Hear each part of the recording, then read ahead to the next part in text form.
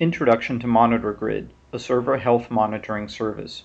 To use MonitorGrid, you simply go to our website, create an account, and download our MSI. Running the MSI installs a low-impact server service, which every 60 seconds sends data using Linkster's cloud messaging technology to our cloud app running on Windows Azure. It's easy to get started with MonitorGrid, and your first two servers are free. Let's take a quick dive into the app. On the overview page, I get a snapshot of all my servers. I can click on any one of them or on a particular asset of the server for more details. Now look at this. I can even select as many servers as I want and upload files to them. I can even issue a restart or shutdown command if either of those options is warranted. Now, have you ever wanted to be able to go to a single location and see a snapshot of all your servers, regardless of what network they're on, and also to be able to send sets of files to them or restart them? Well, with MonitorGrid you can. An important feature of MonitorGrid is that it works across networks. You can have a bunch of servers, some of them in your office, some dedicated servers in a data center, and even a few virtual servers in the cloud. MonitorGrid can keep tabs on all of them, regardless of network or domain. Alright, now clicking on a server opens up the server page, where we have a performance, storage, and network activity dashboard. Clicking on any one of these opens up an historical trends chart,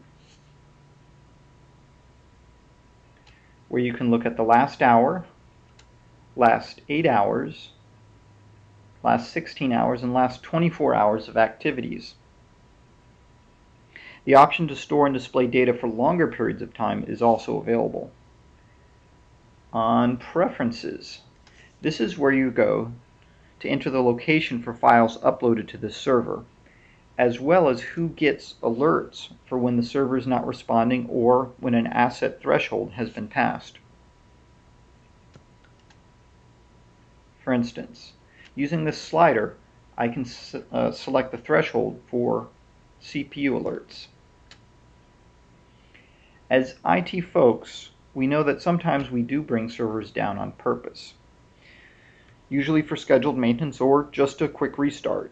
Now, this is one of the reasons you'd click here, Scheduled. Here you choose if this is going to be an outage or just a quick restart. You enter the start date and time and duration of the downtime, and that way MonitorGrid won't send out unnecessary email alerts. In the Logs section, a history of what files have been uploaded to the server, as well as any alerts that have been issued, is kept. And that covers the basic functionality of MonitorGrid.